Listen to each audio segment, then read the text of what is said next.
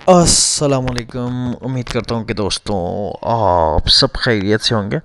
हम inspector inland revenue की preparation कर रहे हैं। इस तसलसल में आज हमारा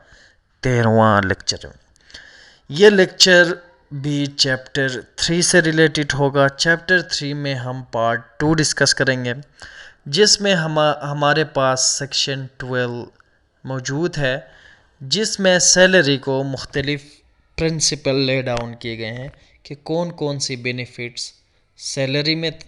शुमार होंगे और कौन कौन सी benefits by virtue of the employment अगर किसी एम्प्लॉय को मिल रही है वो सैलरी तसव्वुर नहीं होंगी और वो उन पर कैसे टैक्स आयद किया जाएगा। ये तमाम प्रिंसिपल आज हम डिस्कस कर रहे हैं। सबसे पहले एक छोटा सा रिक्वेस्ट है कि अभी तक अगर आपने चैनल को सब्सक्राइब नहीं किया, kindly go ahead and hit the subscribe button. और साथ साथ आप लोगों को बताते चलूँ इस चैनल पर डिलीवर होने वाले लेक्चर फ्री ऑफ कॉस्ट हैं। अगर कोई अपनी तरफ से डोनेट करना चाहता है, हमारा इजी पैसा अकाउंट नंबर है 034972911634। तो चलिए, salary means any amount received by an employee in a tax year other than salary that is exempt from tax under this ordinance shall be chargeable to tax in that year under the head salary। कोई भी amount अगर कोई शख्स वसूल करता है by virtue of the employment other than, उस salary के अलावा जो चार्जेबल टू टैक्स नहीं है इस लॉ के तहत, यानी उस अमाउंट के अलावा हर एक एम्प्लॉय, हर एक वो अमाउंट, हर एक वो बेनिफिट जो एक बंदे को हासिल है, whether in the form of revenue, whether in the form of cash and whether in the form of capital nature. Revenue का मतलब है in the form of cash, यानी कैपिटल का मतलब है इन द फॉर्म ऑफ आपको कोई perquisite available है, आपको कन्वेंस अवेलेबल है, आपको कोई व्हीकल प्रोवाइड किए गए, एकोमोडेशन प्रोवाइड की गई है, अलाउंस रेंट, हाउस अलाउंस मिल रहा है, ये सब तमाम जो है, या हाउस मिला हुआ है, ये तमाम हमारे पास in the form of capital nature, ये भी सैलरी में शुमार होते हैं। तो यहाँ पे कह रहा है कि भाई हर वो एक amount under the head salary tax होगा जो एक एम्प्लॉय वसूल करता है, whether in the form of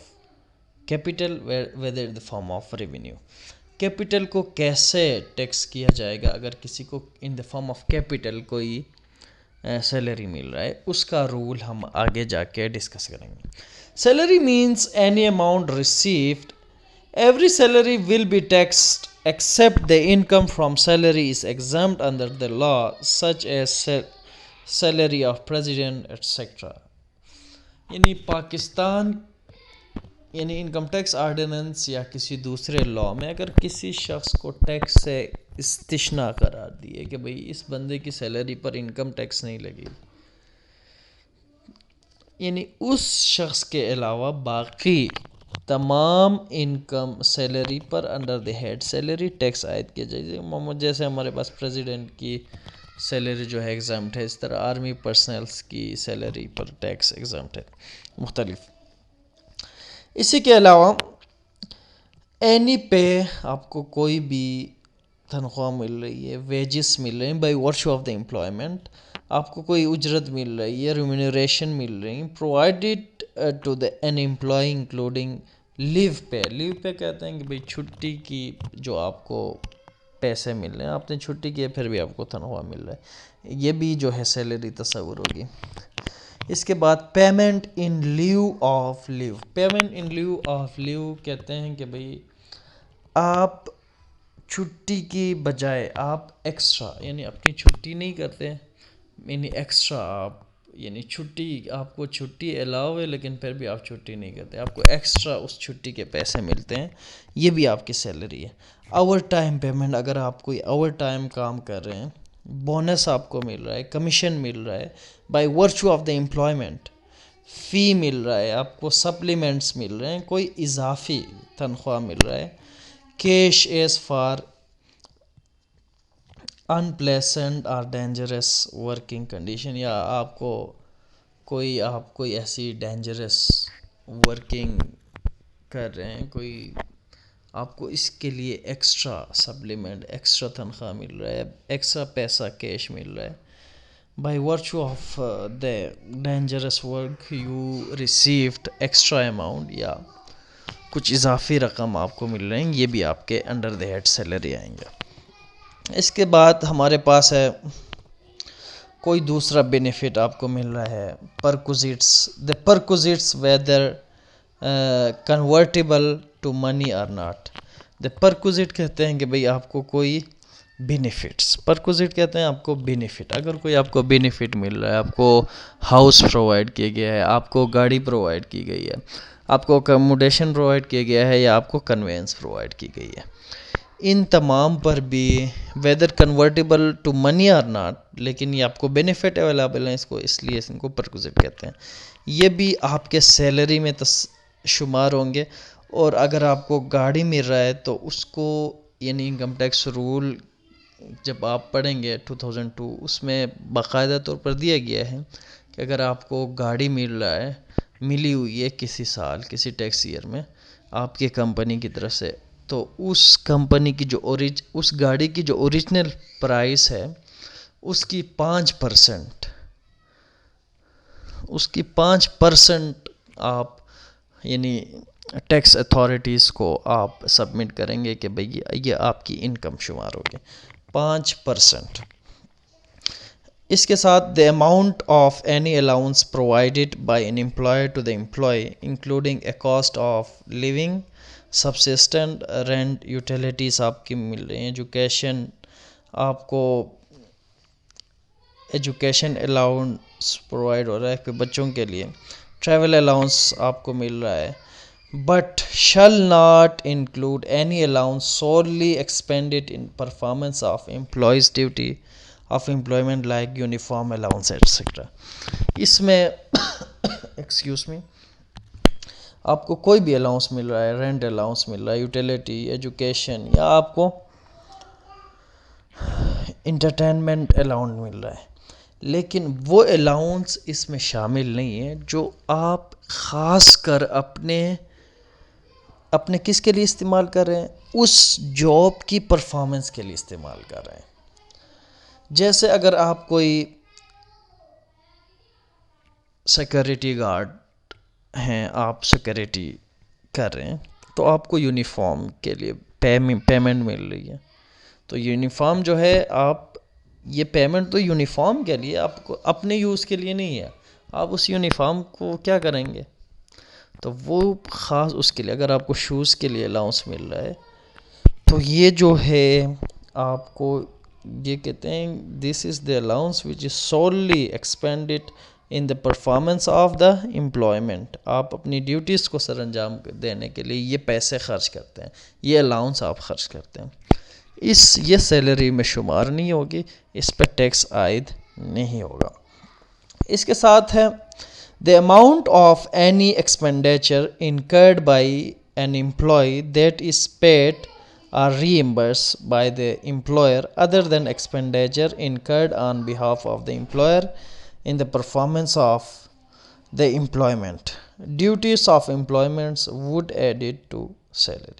अगर आपने कोई एक्सपेंडिचर की है, the amount of an expenditure, और आपको वो रीइम्बर्स कर रहा है आपका एम्प्लॉयर, आपने कोई ख़र्चे किए, आपको वो वापस आपको दे रहा है, ये भी आपकी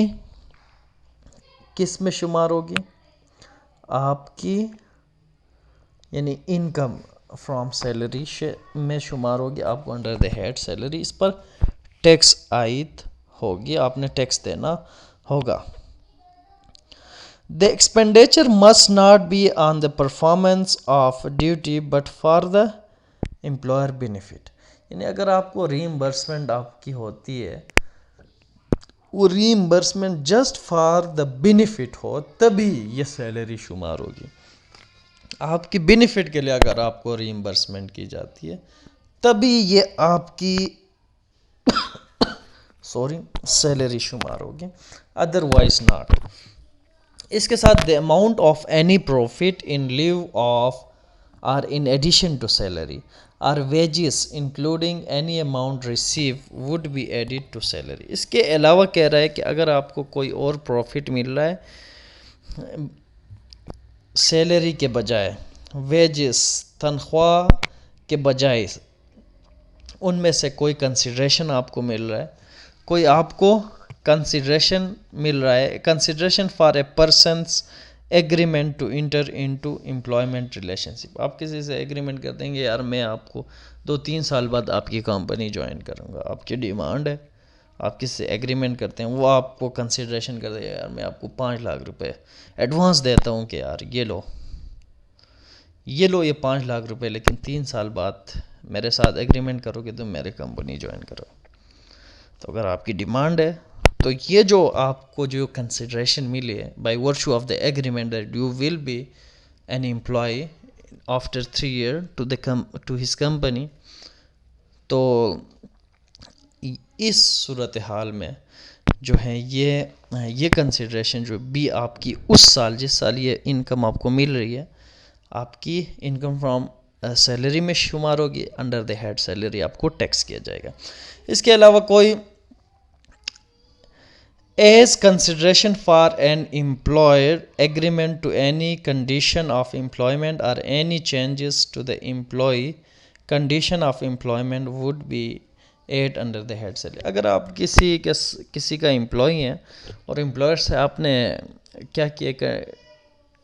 एग्रीमेंट किए कि यार ये कंडीशन है मेरे, बाद में आपकी जो वो टर्म्स ऑफ एम्प्लॉयमेंट में आप कोई कंडीशन ऐड करते हैं और इस तरह आपको कोई इजाफी कंसिडरेशन मिलती है, पैसे मिलते हैं, तो ये तमाम जो है कंसिडरेशन जो है आपके head under the head salary में आएंगे और आपको टैक्स किया जाएगा। Any amount received on termination of employment, whether paid voluntarily or under an agreement, including any compensation for loss or employment and golden handshake payment, would be added under the head income from salary for the tax year। अगर आपको कोई दूसरा amount मिल रहा है कि आप किसी company के मुलाजिम हैं, आप वो आपको कह रहे हैं कि यार हम जो है ना हम ये आपकी ये ऑफ़िस हम ख़त्म करना चाहते हैं, लिहाजा हम आपको एडवांस में जो है 2-3 महीने की आपको सैलरी देते हैं, लिहाजा हम आपसे जो कॉन्ट्रैक्ट किए हम इसको टर्मिनेट करते हैं। पहले आपको हायर करता है 2 साल के लिए, बीच में आके या उसको कंपनी को ये होता है कि यार ये बंदा हमने एक्स्ट्रा लिया है, ये हमारे ऊपर बर्डन है, या वो कहता है कि यार ये जो बंदा है ना ये नाअहल है, ये काम नहीं कर सकता, और वो किसी हुलिये बहाने से आपसे क्या करता है, उस एग्रीमेंट ऑफ द एम्प्लॉयमेंट को क्या करता है, वो टर्मिनेट करता है। जब टर्मिनेट करके वो आपको कुछ पैसे देता है, कुछ अमाउंट कंसिडरेशन पे करता है, और ये consideration in the form of golden hand shake आपको मिलते हैं, तो ये तमाम आपके अंडर द हेड सैलरी में ऐड होंगे और उस साल जिस साल तुम्हें मिले हैं जिस टैक्स ईयर में, उस टैक्स ईयर में ये उन पर टैक्स किया जाएगा। Any amount from provident fund or other fund to the extent to which the amount is not a repayment of contribution made by the employee to the fund. अगर कोई भी company, कोई भी इदारा सरकारी हो या गैर सरकारी, वो कोई प्रोविडेंट फंड अप्रूव्ड गवर्नमेंट से कोई अप्रूव प्रोविडेंट फंड उसने इस्टेब्लिश किया और उसमें वो अपनी एम्प्लॉयज़ के लिए फ़ंड जमा करता है माहाना, और इससे जो भी अमाउंट इस एम्प्लॉय को यानी मिलेगी एट द रिटायरमेंट और at termination of the employment, तो ये जो है इस शख्स की सैलरी में शामिल होगी। अगर कोई प्रोविडेंट फंड है, प्रूफ प्रोविडेंट फंड है, लेकिन इसमें ये एम्प्लॉय भी इसने अपने पैसे डाल दिए हैं, तो इस पे टैक्स नहीं होगी जो एम्प्लॉय ने उसमें यानी रख दिए इस प्रोविडेंट फंड में। सिर्फ एम्प्लॉयर की दी गई प्रोविडेंट फंड से जो है वो सैलरी तस्वुर होगी, इस पे टैक्स आयद होगा। इसके अलावा एनी अमाउंट फ्रॉम